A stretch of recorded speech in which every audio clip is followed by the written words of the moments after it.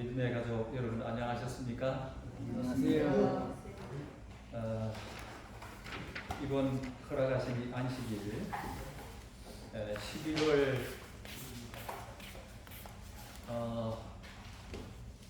돌아오는 안식일이면 이제 다 가고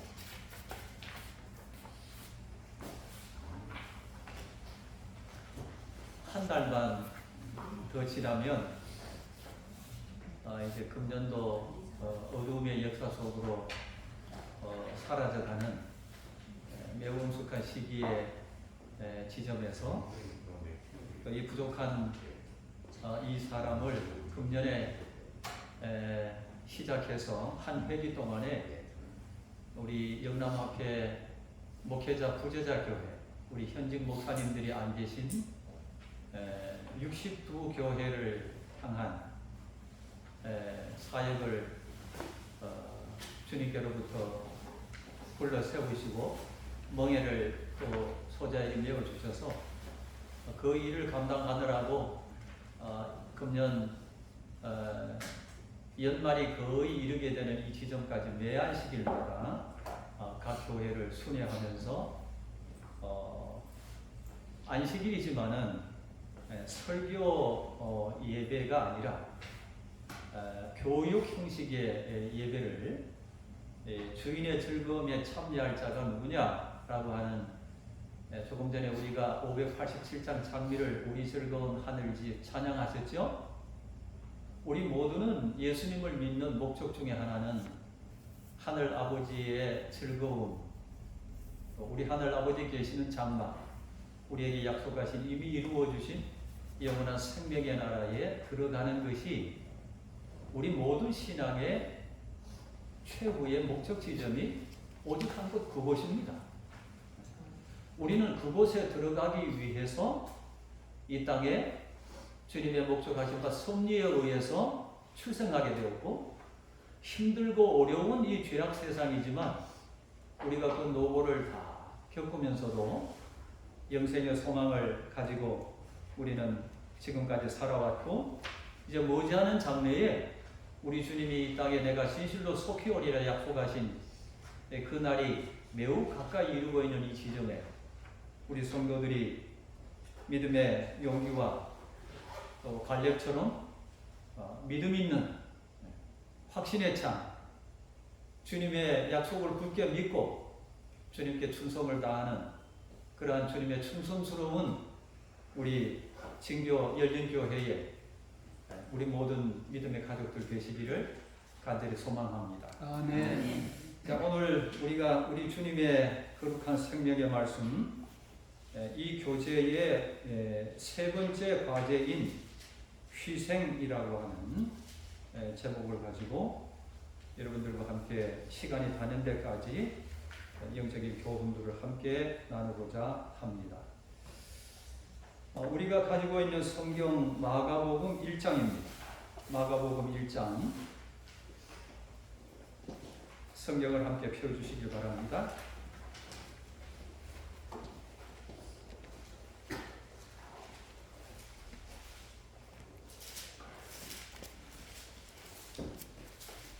(16절로) 20절까지 말씀을 봉독하겠습니다.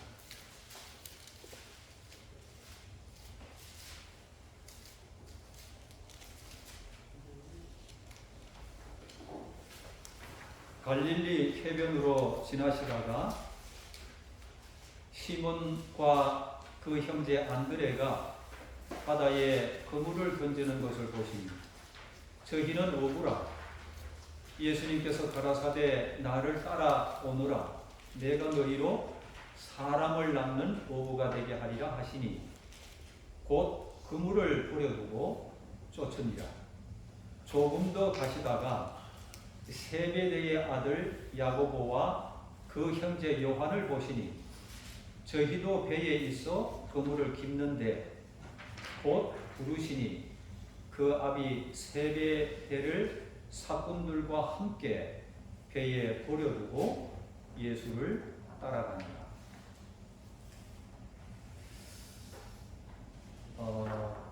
정로의 계단에 하늘에 이르는 그 계단 하나하나가 13계단으로 되어 있습니다. 목회자 부제자 교회의 현직 목사님들이 목회하실 수 없는 손이 닿지 못하시는 이 교회가 62교회가 있는데 목회자 부제자 교회의 62교회를 향한 영적 필요 공백을 채우기 위해서 평지교, 평신도 지도자 협회라고 하는 기구가 우리 한국연합회로부터 생겼습니다. 그래서 이제 어떤 설교는 한번 들으면 잊어버리기가 쉬워요. 그래서 교재를 성경과 예언의 신을 중심으로 집필을 해야 하고, 또 여러분들에게 액정으로 뭐 이렇게 띄워서 화면으로 여러분들에게 칼라색으로 사진을 싣고, 또 글도 이렇게 색깔별로 실어서 이렇게 하는 것도 좋지만 그것도 오래 가지 않습니다.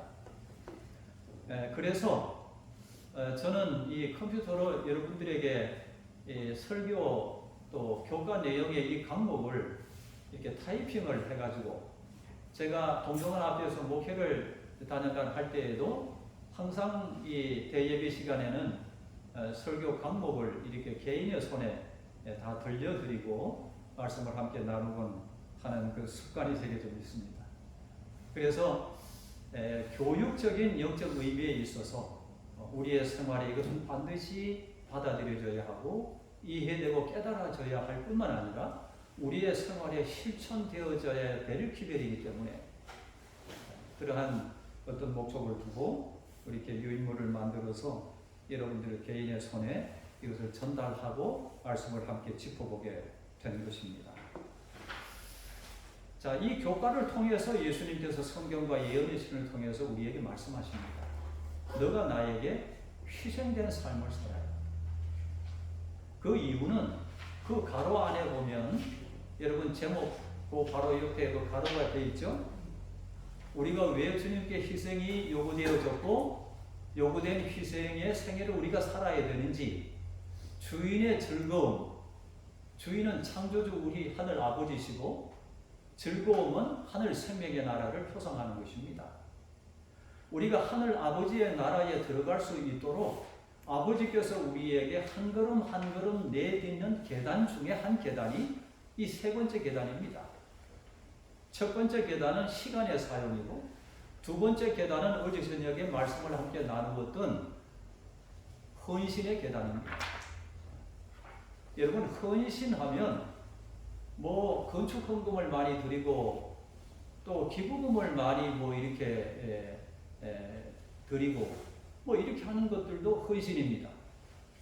그러나 성경이 우리에게 기록하셔서 요구하신 참된 헌신, 첫 번째 헌신은 저와 여러분들의 온 마음을, 우리 자신 자체를 그대로 주님께 다 드리게 되기를 원하시는 것이 성경적인 헌신입니다. 아멘. 그리고 오늘 주님께서 이 세 번째 과제로 희생을 요구하십니다. 그 대표적인 성구절이 마가복음 1장 16절로 20절에 기록되어져 있는데요. 17절의 말씀을 유인물을 다시 한번 주목해 보겠습니다. 예수님께서 가라사대 나를 따라오너라. 그 다음에 어떤 기록이 있습니까? 내가 너희로 예수님의 이 음성의 초청의 음성을 듣고 주님의 요구에 따라 따라가는 자들은 사람을 낳는 어부가 되게 하리라, 이렇게 말씀하셨습니다. 그런데 이 기록에 이어지는 말씀 18절부터 보면 갈릴리 바닷가에서 평생 어부로 살았던 그 직분을 가진, 그 생계를 연명하는 직업을 가졌던 안드레와 그의 형제 시몬이 주님 말씀을 듣고 그물을 버려두고 예수님을 쫓았다라고 기록이 되어 있고, 19절에 보면 조금 더 가시다가 세베대의 아들 야고보와 그 형제를 보시니 저희도 배에 있어 그물을 깁는데 곧 부르시니 그 아비 세베대를 사건들과 함께 배에 버려두고 예수를 따라갑니다. 만일에 그 당시에 예수님의 복음 사업의 초기의 시대에 때에 시몬과 안드레, 세베대의 아들 야고보와 요한에게 나를 따라오너라, 내가 너희로 사람을 낳는 어부가 되게 하리라 라고 하신 주님의 초청의 음성에 그들은 모든 것을 중단하고 모든 것을 포기하고 모든 것을 뒷전으로 물고 모든 것을 희생하고 주님을 쫓았다라고 기록이 되어 있습니다. 오늘 우리에게 예수님께서 당시에 말씀하셨던 초청의 음성을 똑같이 우리에게 기록을 통해서 말씀하십니다. 여러분들은 어떻게 하시겠습니까? 이거 상당한 문제거든요.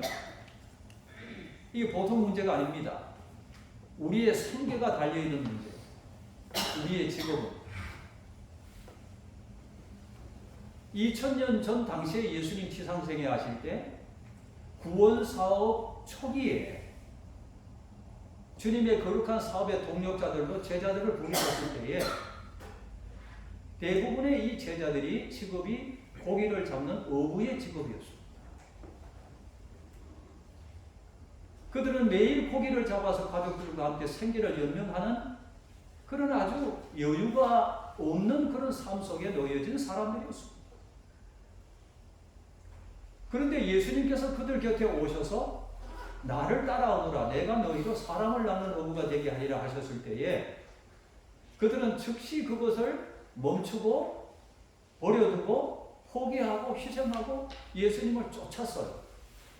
그래서 예수님의 초기에 훌륭한 제자들이 되었던 것입니다.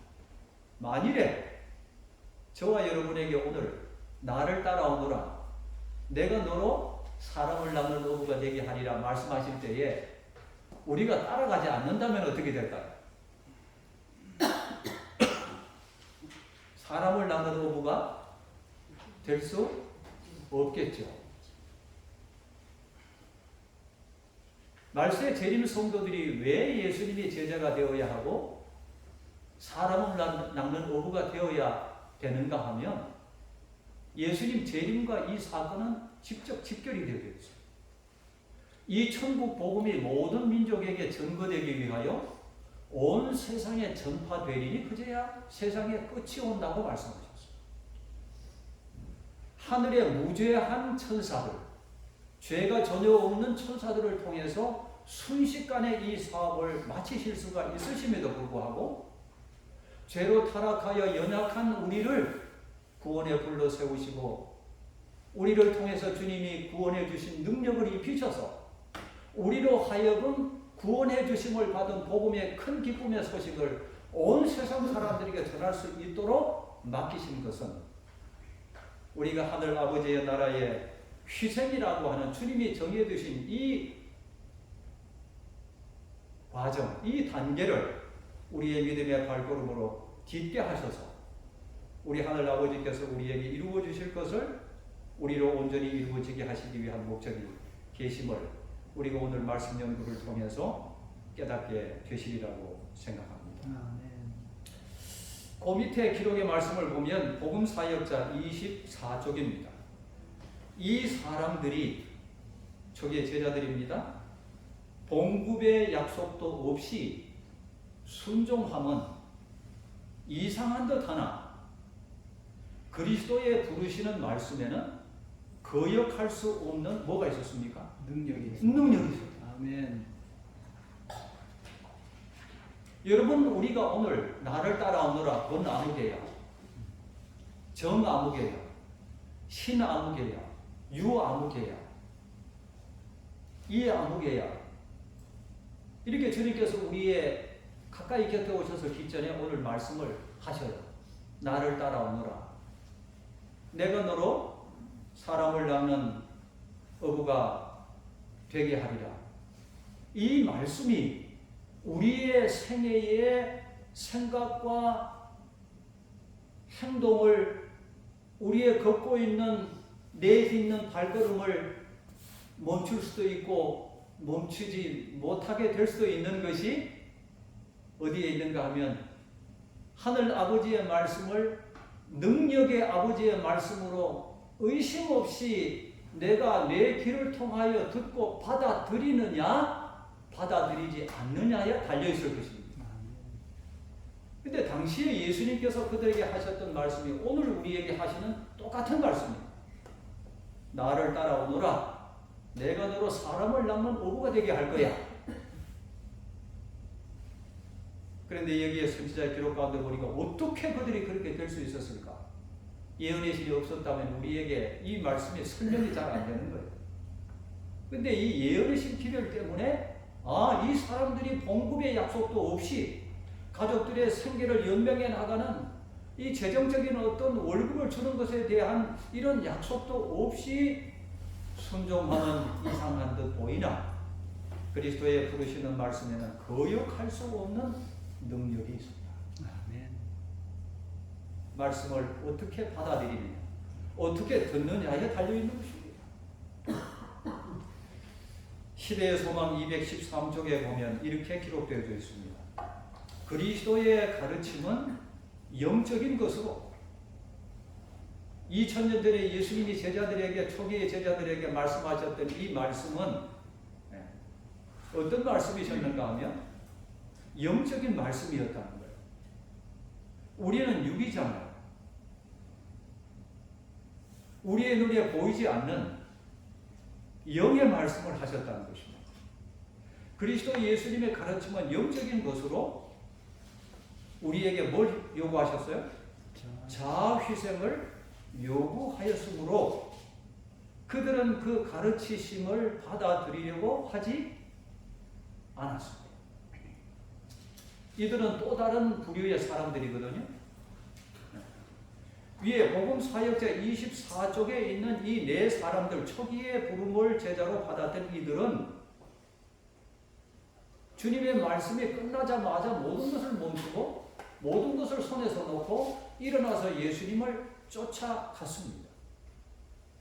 그러나 그 이후에 모든 후세대인들, 우리를 포함해서 그 모든 유대인들에게 그리스도의 가르침은 영적인 것으로 자아휘생을 요구하였으므로 각 사람에게 무엇인가를 자아를 포기해야 되는 그 희생을 요구하였으므로 그들은 그 가르치심을 받아들이려고 하지 않았습니다. 그들은 하나님을 알지 못했으며 그리스도를 통하여 들린 그분의 음성은 그들에게 한갓 어떤 것으로 들렸어요? 한갓 외인의 음성에 지나지 않았다. 이 말은 설명이 좀 필요합니다. 하늘 아버지께서 나의 구주 예수님께서 내게 영생이라고 하는 문제를 전제로 두고 생명의 나라를 유업으로 얻는 것을 전제로 하고 주님께서 저와 여러분에게 영적 말씀으로 우리에게 하시는데 우리는 그것이 부담스러워지는 것이 자아휘생이 요구되는 영적인 주님의 말씀이 내게 전달되기 때문에 많은 대부분의 사람들이 그 주님의 말씀을 받아들이지 않았던 것은 그 이유가 있습니다. 이분이 나와 관계가 없는 분이잖아. 내 눈에 보이지도 않고 내 손에 만져지지도 않고 내 귀에 그분의 육성이 들려지시는 분이 아니잖아. 뭘 의심하는 거예요? 말씀을 의심하는 거죠. 더 나아가서는 성경을 의심하는 거예요. 이분이 2000년 전 당시에 갈릴리 바닷가에 어부로 종사했던 그들에게 하셨던 이분은 곁에 계셨으니까 그럴 수도 있었겠지. 그러나 오늘 나에게 이 성경의 기록을 통해서 말씀하시는 이 말씀은 나에게 아무런 상관이 없는 분이야. 이 말이야. 제가 오늘 등단 첫 기도를 드릴 때 우리를 창조하신 하늘 아버지, 우리를 구속해 주신 고마우신 아버지, 이렇게 기도를 드렸어요. 우리에게 말씀하시는 이분은 우리의 생명을 지으신 분입니다. 아멘. 우리에게 이 말씀을 우리의 귀를 열어 세미하게 듣도록 들려주시는 이 음성은 우리를 십자가의 고난을 당하시고 생명을 버리시고 피를 흘리셔서 우리의 죄를 씻어 죄와 사망에서 건져주시고 영원한 생명의 나라에 우리를 들어가게 하시기 위한 일을 이루신 나의 구원자 되신 분이 내게 하시는 말씀입니다. 아멘. 이 말씀을 우리가 이분은 나에게 아무런 관계가 없는 분이야, 외인처럼 여길 때에는 이 말씀이 우리에게 받아들여지지 않습니다. 초기에 제자들이 모든 것을 버려두고 손에서 놓고 모든 것을 희생하고 그분을 즉시 따라갔던 모습과는 우리의 모습이 전혀 다른 방향의 모습이 주님께 드러날 수도 있겠죠. 자, 이 말씀을 어떻게 적용을 하시는가 하면 오늘날에도 그래서 이와 같은 일이 되풀이 되고 있지는 아니한가.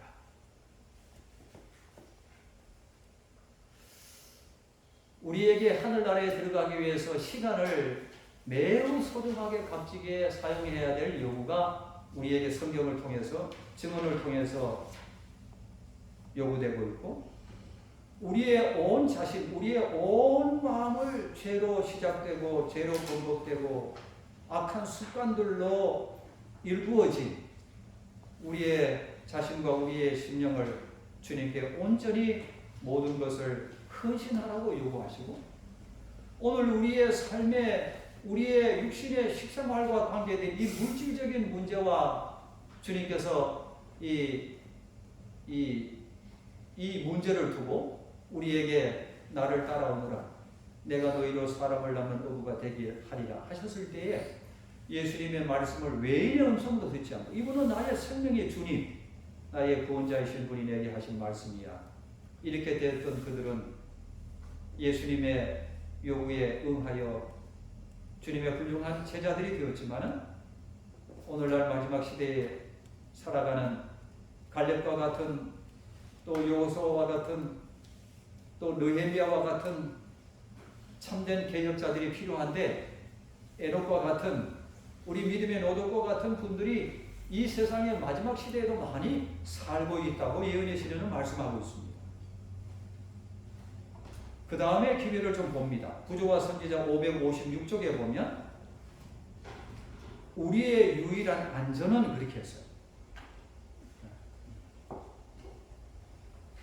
우리의 유일한 안전, 이건 뭘 지금 말씀하시는가 하면 여러분들이 죄에서 구원되고 구원되지 못하는 것을 말씀하는 거예요.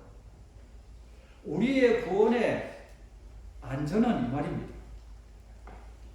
우리가 영원한 사망에서 영원한 생명으로 구원해 주심을 받는 이 의미를 우리에게 말씀하시는 것입니다. 우리의 유일한 안전은 나를 따르라고 말씀하신 그리스도께 우리의 길을 절대적으로 의탁하는 데 달립니다. 아멘. 여러분 그 밑에 좀 공간을 뒀습니다만 여기 이제 꽃이 하나 그려져 있고 그 밑에 말씀이 이렇게 느낌표가 3개가 붙어 있습니다. 이 부분을 함께 읽겠습니다. 시작. 나는 이 초청의 음성을 어떻게 받아들일까? 위의 말씀을 보면서 나의 성령의 아버지, 나의 구속주이신 되실 오늘 우리로 생각할 때 나의 구속주이신 예수님이 내게 하신 말씀이야 라고 이 말씀을 생명과 관계된 것으로 알고 우리의 영원한 생명과 관계된 것으로 알고 예수님의 말씀에 응하는 오른편에 설 자신의 삶에 나를 둘 것이니, 아니면 외인의 음성으로 들어서 이분의 말씀은 뭐 다른 이들에게는 필요한지 몰라도 나에게는 무관한 거야 하고 아무런 내게 말씀하신 분이 나와 관계가 없는 분의 말씀으로 내가 받아들여서 왼편에 서야 하지. 이 부분을 좀 자문자답하시고 우리의 마음 가운데 좀 믿음의 손을 이 가슴에 얹고 좀 생각하는 시간들이 되었으면 좋겠습니다. 아래로는 마태복음 19장 21절에 보면 주님의 같은 음성이 나를 따라 오라 나를 쫓으라고 말씀을 들었던 대표적인 성경의 복음서 가운데 한 인물이 등장합니다. 그분이 여기 이렇게 기록되어 있습니다. 예수께서 가라사대 너가 온전하고자 할진대 가서 너의 소유를 팔아 가난한 자들을 주라. 그리고 와서 나를 어떻게 하라고요? 쫓으라 하시니 내가 너희로 사람을 낳는 어부가 되게 하리라 하셨을 때 쫓았던 그 말씀과 또 이 젊은 부자 법관에게 예수님이 그를 찾아왔던 안드레와 베드로 야고보와 요한은 예수님이 찾아가셔서 음성을 들리셨지만 이 젊은 부자 법관은 예수님을 본인이 찾아와서 영생 얻기를 원하고 예수님께 대화를 요구하고 예수님의 말씀을 들었던 사람입니다. 여러분 가만히 있는 나에게 와서 찾아와서 말씀하는 것이 어쩌면 아이 귀찮아 나 바빠 이렇게 할 수도 있어요.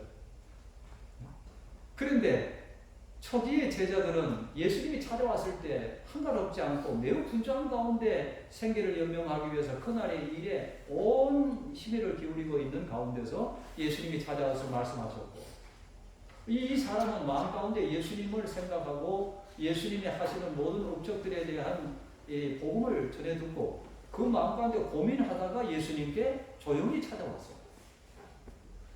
제자들은 예수님이 찾아가셔서 말씀하셨고 이 부자 법관은 예수님을 본인이 찾아왔어요. 우리가 볼 때는 어느 쪽이 더 가능성이 있어 보입니까? 필요를 느껴서 찾아온 사람이 더 가능성이 있어 보이잖아. 열심히 바쁘고 거기만 눈을 두고 옆에 눈을 둘 수 없이 그냥 경험 없이 살아가는 바쁨의 삶에 놓여져 있던 제자들의 사건과는 전혀 상반된 모습.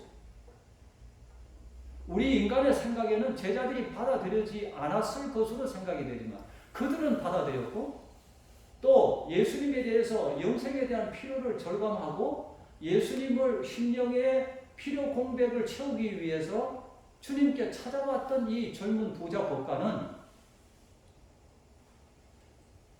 하나님의 계명을 지켜라. 내가 다 지켰잖아요. 내가 다 법관입니다. 내가. 그러니까 예수님이 그래 가서 너의 소유를 팔아 가난한 자들에게 나눠주고 나를 따르라. 그렇게 하면 하늘에서 생명의 보화가 너에게 있으리라. 영생이 너에게 네가 바라는 대로 전달되고 채워질 거야. 자,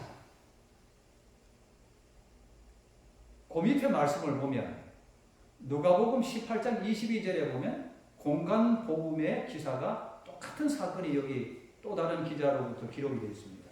여기에는 어떻게 기록되어 있습니까? 마태복음에는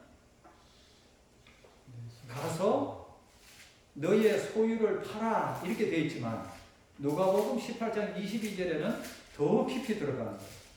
내 소유를 어떻게 하라고요? 다 팔아, 다 팔아. 다 팔아.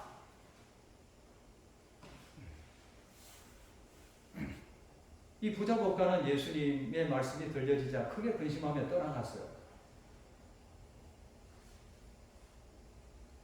시대의 소망 213쪽에 위에서 우리에게 소개된 말씀의 내용을 다시 보면 그리스도의 가르침은 영적인 것으로 자아휘생을 요구하였으므로 그들은 그 가르침을 받아들이려고 하지 않았다라고 하는 우리 중에 대표적인 사람입니다. 그들은 하늘 아버지를 알지 못하였으며 그리스도를 통하여 들린 하늘 아버지의 음성은 그들에게 한갓 어떤 음성으로 들렸어요? 외인의 음성에 지나지 않았다. 이 상관없는 분으로 이 말씀을 받아들였던 부자 법관은 근심하며 주님을 떠나가 버렸습니다. 여러분, 이 희생이라고 하는 문제가 뭐 대충이 아니네요. 그죠?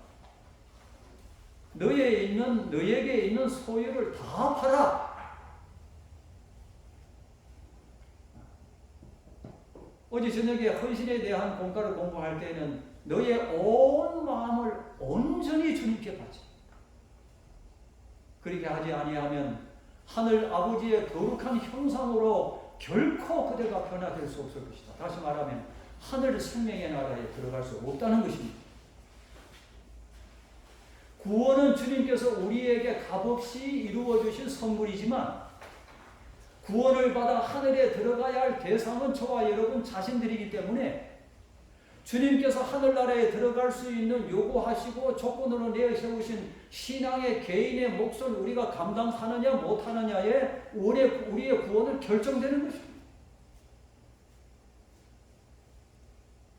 우리가 믿기만 하면 안식일에 세상일 안 하고 11조 드리고 돼지고기 안 먹고 신실한 가정은 우리 자녀들을 삼육학교 보내고 이렇게 해서 하늘에 그냥 들어가는 것이 아니라는 거예요. 우리 주님께서 각 사람에게, 각인에게, 저와 여러분에게 개인적으로 주님께서 요구하시는 것이 있다는 것입니다. 이 책의 제목의 대표적인 성경절이 마태복음 25장 23절입니다. 주인이 그 종에게 이르되 착하고 충성된 종아, 너가 작은 일에 충성하였음에 너의 주인의 즐거움에 참여할지어다 하고. 여러분, 우리가 주님께 요구되고 드릴 수 있는 것은 큰 것이 아니라 작은 것일 뿐이에요. 우리는 죄로 시작된 존재들이기 때문에 아버지께서 우리를 익히 잘 아시는 그분이 우리에게 요구하시는 구원에 적합한 신앙에 감당해야 될 몫은 작은 일이라. 우리의 건강은 성령님의 전으로 쓰시기 위해서 빌려주신 몸이고, 우리에게 주신 재물은 9개는 우리의 육신적인 생활에 우리 자녀들과 함께 쓰여지는 물질로 쓰고, 하나는 하늘 아버지의 것이니 정직하게 11조로 구별해 드리라는 물질에 대한 주님의 요구가 있습니다. 햇빛을 우리에게 주시고 공기를 우리에게 주시고 비를 우리에게 내리셔서 땅에 심은 곡식들이 비가 내리고 햇빛이 나고 공기가 공급됨으로 주님이 창조하신 모든 것을 이루어 주시는 것들로 곡식을 거두어 생명을 연명해 나가는, 생계를 연명해 나가는 이러한 삶이 우리 모두의 삶입니다. 그런데도 우리 손에 들어온 모든 재정이 우리의 것이냐, 주님께 드리는 11조를 인색하게 하고 대충 계산하고 음식물도 대충 해서 우리의 몸을 그저 적당히 더럽히고 뭐 이렇게 하는 재림 성도들의 삶이 되지 않기를 성경과 예언이신 우리에게 매우 섬세하게 하늘나라에 들어갈 저와 여러분에게 영적인 하늘의 교훈을 우리에게 하시고 계십니다. 그리고 우리에게 주님 주신 시간들을 옳게 사용하라. 매주마다 주님께 구별된 시간이 7째 날 안식일이고, 매일 아침 주님께 구별되어서 드려져야 될 시간은 아침 시간입니다. 매일 아침에 기도로, 회개와 자복으로 우리의 심령을 주님께 있는 모습 그대로 헌신하고 드리고, 주님의 준비된 보혈의 피로 우리의 심령을 씻어 정결케 하시게 한 이후에 진리의 말씀 성경과 예언이신 그리고 교과를 매일 아침마다 일월 하수 목금 그날의 양을 매일 아침 연구하시기 바랍니다. 오늘 우리 오 집사님 아주 성경 교수 참 잘해주셨어요. 얼마나 잘하시는지 제가 많이 배웠습니다. 감사합니다. 그리고 주님께서 우리에게 반복해서 말씀하시는 거예요. 이과가 헌신하라는 것, 삼가는 희생하라는 것입니다. 우리에게 주신 기별이지만 이 기별은 우리 개인에게 주님께서 주신 기별임을 우리가 믿음의 기로 우리가 청종하고 주의 말씀에, 주의 계명에 귀를 기울이고 주님 모든 규례를 지켜 행하는 사람들이 되어서 이 땅에 사는 날 동안에도 애굽의 질병이 하나라도 우리에게 오지 않도록 하는 축복이 경험되시기를 바라고, 우리가 부족해서 연약하여 그 어떤 그 사단이 우리에게 가져다 주는 연약함이 우리에게 혹 있다 할지라도 나를 치료하시는 분이 여호와 하늘 아버지시라는 사실을 우리가 믿고 주님께서 정하신 원래 방법대로 돌아가면 절제 생활로 돌아가면 우리는 치료가 되는 거예요. 자, 여기에 그 누가복음 18장 22절의 말씀 그 밑에 여기에 좀 우리의 현실을 이렇게 좀 조명하고 있습니다. 이 말씀은 나에게 무엇을 말씀하시고 계십니까? 함께 읽겠습니다. 천천히 시작. 지금까지 너가 살아왔던 삶을 완전히 바꿔 기도를 등한히 했고 가정 예배를 등한히 했고 말씀 연구를 등한히 했고 성전의 정기 예배를 등한히 했고 주님의 사업의 그 직분을 등한히 했던 모든 것을 고치고 바꾸라는 것입니다. 젊은 부자 법관에게 재물이 희생할 수 없는 우상으로 그의 마음과 삶을 굳게 잡고 있었을 때 예수님과의 아무런 관계가 없는 사람이었던 것처럼 우리도 그러한 결과를 초래할 것이다. 아멘. 다 팔아. 그렇게 받아들이십니다. 다 팔아. 예수님의 재림이 가까운 이 시대에 우리는 다 고쳐야 돼요. 아멘. 우리를 얽매이게 하는 모든 사슬은 다 끊어야 합니다.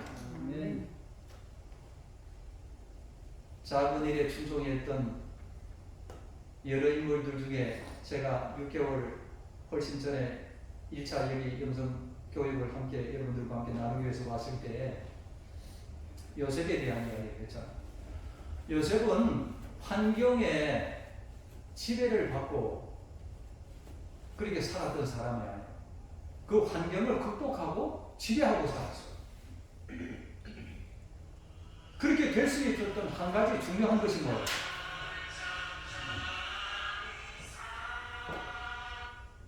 네, 감사합니다. 네. 작은 일에 충성을 다했다. 주님의 성전에 내 몸을 거룩하게 잘 관리합니다. 주님께서 나에게 자녀들과 함께 생명을 영영하도록 주신 모든 재물을 잘 관리한 신앙인들입니다.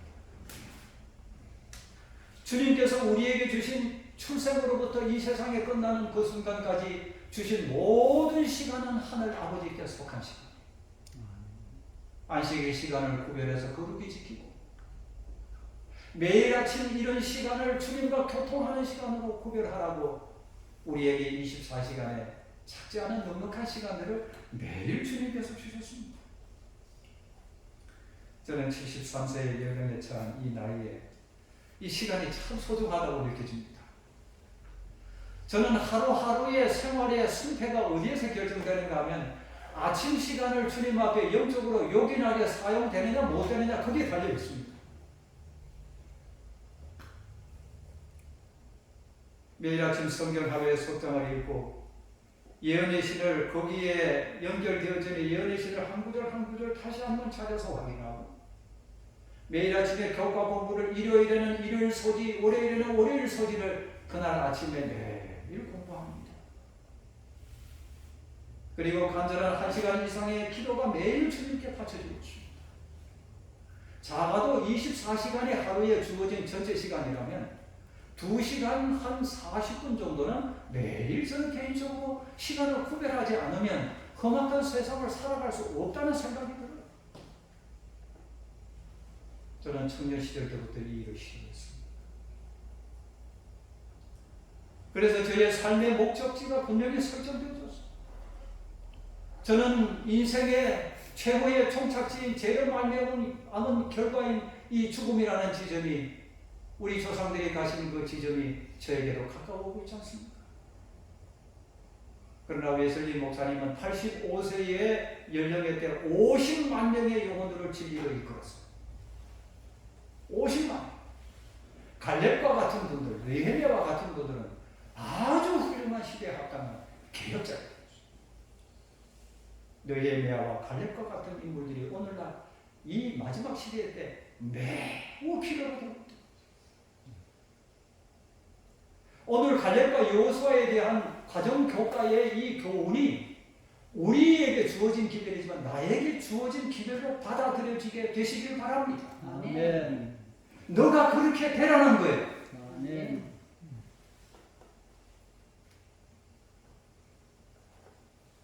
돌이켜 보십시오. 이제 연말 기도 주간에 가까워서 기도를 더 많이 드렸고, 아침 저녁 예배를 가정 예배를 더 많이 드렸고, 개인적인 말씀 연구하기를 더 많이 했고, 성전에 화, 금, 안식일, 정기 예배를 더 많이 했고, 주님의 사업에 맡겨진 그 해에 직분을 더 많이 했던 모든 것을 고치고 바꾸라는 것입니다. 아멘. 젊은 부자 법관에게 재물이 희생할 수 없는 우상으로 그의 마음과 삶을 굳게 잡고 있었을 때 예수님과의 아무런 관계가 없는 사람이었던 것처럼 저와 여러분들도 그 결과를 초래할 수 있다는 것입니다. 시대의 소망 295쪽입니다. 함께 읽을까요? 시작. 유다는 귀를 기울이지 않는다. 이게 시대의 소망 1번의 말씀인데요. 295쪽에 이게 영문 페이지입니다. 제가 여기 이제 이 원고 설교 원고 가운데 예언이신 이 책명이 표기돼 영문으로 표기되어 있고 책 페이지가 이렇게 되어 있는 건 영문 페이지입니다. 한국판 페이지가 아닙니다. 영문 페이지는 각 시대마다 예언의 신 책이 바뀌어도 영문 페이지는 계속돼요. 영문 페이지를 여기 게재한 것입니다. 참고하십시오. 여기 보면 유다는 예수님께서 제자로 삼은 11 제자들이었지만은 유다는 예수님이 불러서 세운 제자가 된 사람이 아니에요. 유다는 자청해서 제자가 되기로 고집하고 성화를 됐어요. 이 자기가 원해서 제자가 된 거예요. 그런데 예수님께서 유다에게 가장 신경이 많이 쓰였어요. 그래서 예수님께서 마태복음 8장 19, 20절에 보면 선생님 제가 주님을 따르겠습니다 이렇게 했을 때 예수님이 뭐라고 그러셨어요? 공중에 나는 새도 깃들 곳이 있고 여우도 거처할 굴이 있지만은 인자는 머리 둘 것도 없어. 너는 내가 유대의 왕으로 등극을 하면 뭐 둘째 자리 네가 차지할 그 권세욕에 너가 나를 쫓으려고 따르려고 하는 걸 내가 너 중심을 다 읽고 있거든. 너는 내 제자가 안 됐으면 좋겠다. 최후의 예수님께서 이제 마지막 만찬을 십자가를 목전에 두시고 제자들과 함께 나누실 때 유다에게 무슨 말씀하셨어요? 유다야, 너는 이 세상에 나지 않았더라면 더 좋을 뻔했다. 여러분 유다에게 내려진 이 선고는 가장 슬픈 선고입니다. 이것이 우리에게 선고될 수도 있다는 것을 화이스님이 기억하라고 했습니다. 유다는 왜 계속 3년 반 동안 제자로 그 자리를 비우지 않았지만 왜 그가 예수님의 뜻에 응하지 않았는가 하면 예수님께서 그들에게 천국 복음과 영적 교훈을 가르치시고 말씀하시고 가르치시는데도 그의 귀를 기울였다고요? 귀를 안 기울였다는 성전에 와서 예배를 드려도 졸고 하품하고 시계 쳐다보고 그렇게 했다는 것입니다. 여러분 오늘 우리가 근성적으로 예배를 드리는 것은 드리지 않으면 못해요. 우리는 주님 앞에 안식일을 기억하여 거룩한 준수로 창조주 아버지께 요구된 예배를 드리는 일도 형식의 틀을 벗어나야 합니다. 아버지께서 나에게 교과를 통하여 아버지께서 오늘 주의 종을 통해서 대예배를 통하여 어떤 세미한 음성을 나에게 들으시는지 비워진 마음의 그릇을 가지고 주님 앞에 서야 하는 것입니다. 어떤 장로님이 어떤 목사님이 말씀하신 것을 내 자존심을 건드리는 말씀으로 그 들으시면 안 됩니다. 고린도서에 보면 사도는 말하기를 주님의 종들의 음성을 사람의 말로 듣지 말라고 했어요. 물론 뭐 감정적으로 잘못 이렇게 말씀하는 분들이 들어 계시죠.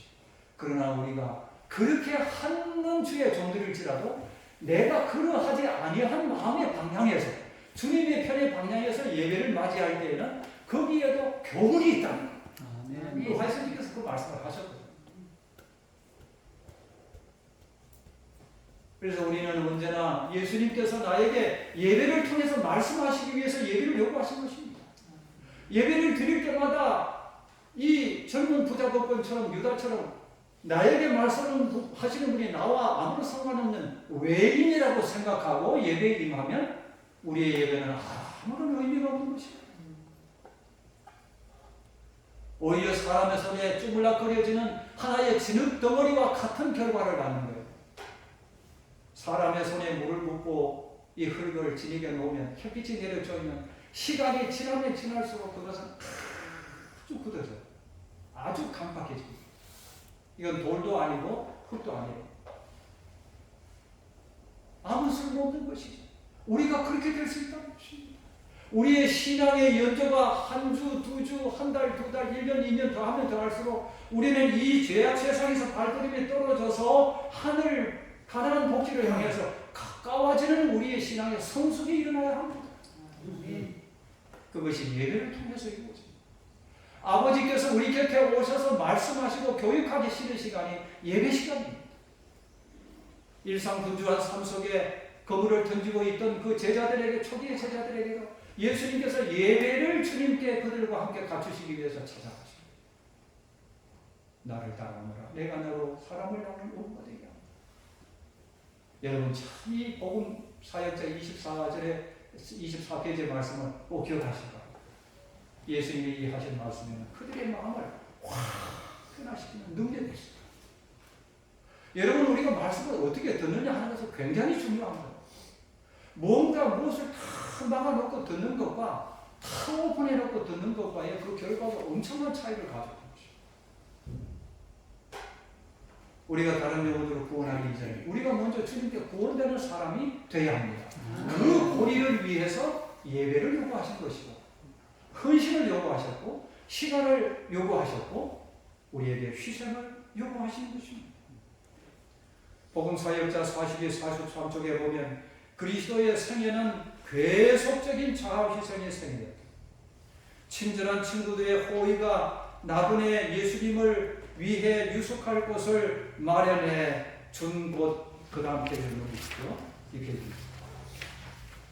외에는 이 세상에서 뭐가 없었습니까? 거하실 집이 없었어요. 그는 오셔서 우리를 위하여, 나를 위하여, 저와 여러분을 위하여 가장 가난한 생애를 사시고 가련하시고 고난당하는 자들 가운데서 생애하시며 일하셨다. 여러분 이 말씀이 이 사도의 말씀 가운데 고린도후서 8장 9절입니까? 거기 보면 우리 주 예수 그리스도의 은혜를 너희가 알아야 하나니 부요하신 자로서 가난하게 되시면 그분의 가난함으로 인하여 너를 부요케 하여 하십니다. 창조주이신 아버지이셨던 전능하신 하나님, 영조하시는 아버지, 평강의 왕이셨던 메시아로 이 땅에 오셨던 그분은 원래 창조주이신 하늘 아버지와 창조 사업에 함께 과담하셨던 분이십니다. 하늘 아버지와 일체이셨고 동급이셨어요. 유일하신 그분은 참 하나님이셨습니다. 그러나 저와 여러분 한 영혼을 구원하셔서 죄악에서 건져 죄를 씻어주시고 하늘 생명의 나라에 들어가게 하시기 위하여서라도 예수님은 이 세상에 오셔서 당신의 고귀한 생명을 십자가에 기꺼이 내어놓으셨을 것입니다. 어찌내게도 제가 이 질문을 드렸습니다. 예수님이 한 영혼 구원하시기 위하여 이 땅에 오셔서 생명을 기꺼이 십자가에 내어놓으셨습니다. 그 한 영혼이 누구라고요? 우리 각 사람에게 내 자신이에요. 나 때문에 예수님이 희생하셨다. 예수님은 우리에게 완전히 희생하셨어요. 더 이상 희생할 수 없는 최고의 가난의 밑바닥 말구유에 탄생하셨어요. 예수님은 매일 찾아오는 밤 시간에 덤을 따뜻하게 붙이고 베개를 베시고 누울 집이 거처가 없으셨다는 것입니다. 이 세상의 재림 성도들이 아무리 가난해도 잠잘 저택이 없는 분들이 어디 있습니까? 예수님은 나를 위하여 이 큰 온전한 희생을 다하십니다. 나를 생명에서 영원히 아버지의 나라에서 살게 하시기 위해 이 큰 희생을 치르셨는데 나는 주님의 요구하신 희생에 내가 어떻게 어떤 마음, 어떤 생활의 모습으로 주님께 나타내야 될까? 여러분 자신들이 결정하시기 바랍니다. 자, 마지막으로 각 시대의 대전도 43쪽입니다. 함께 읽겠습니다. 시작. 그리스도를 따르노라는 무리들 가운데 언제나 두 부류의 사람이 있었다. 한 부류의 사람은 구주의 생애를 연구하고 자기들의 결정을 고치고 그분의 모본에 일치되고자 열심히 노력하는 사람들이며 그 다른 편의 사람들은 그들의 잘못을 보여주는 명백하고도 실제적인 진리를 피하는 사람들이다. 이쪽에서는 소리가 들리는데 이쪽에서는 소리가 하나도 안 들려. 다시 없어요? 고치는 들린 거 안 받았어요? 아 그래? 우리 장은 제가 넉넉하게 가지고 왔는데 죄송합니다. 이거 우리 권장님 소장님 장은 보시면 강의도 잘 못하셨죠? 함께 읽겠습니다. 시작. 다 함께 시작. 이걸 이번에도 이 합법을 안 하시면 시간이 또 길어집니다. 시작. 그리스도를 따르는 무리들 가운데 언제나 두 부류의 사람이 있어왔다.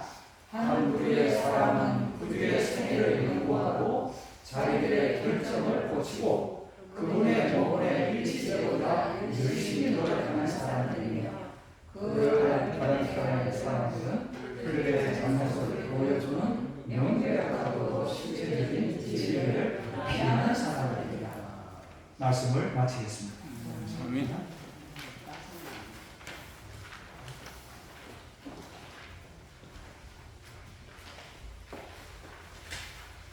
네, 우리 주신 말씀 생각하시면서 다이어트에서 424장 찬미 부른 다음에 말씀 주신 우리 자녀님 축도로 마치도록 하겠습니다.